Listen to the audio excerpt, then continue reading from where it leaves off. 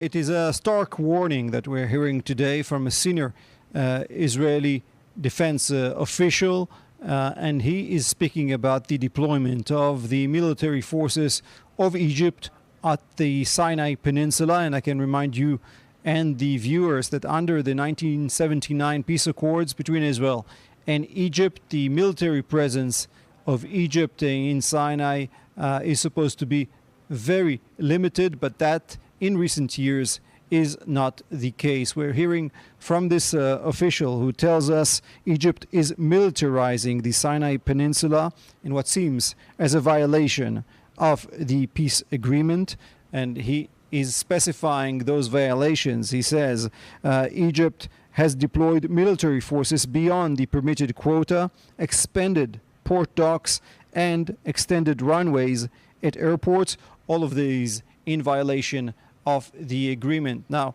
the Israelis are very clear in saying that Israel seeks to maintain the peace treaty and will not alter its deployment along the border. This official notes that the military activity in Sinai is expected to be restricted, but that is not the case. He says we will not accept these breaches. And so this Israeli official tells us we are in discussions with Cairo and the Americans. He says the U.S. administration is responsible for upholding the peace treaty, and it is imperative to rectify these violations and ensure the agreement is fully adhered to.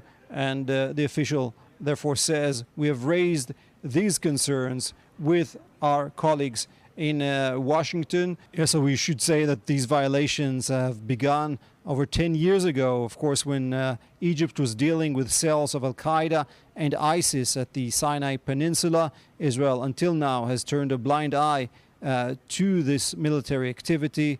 But now we are hearing it clearly from this Israeli official saying Israel will no longer tolerate those violations.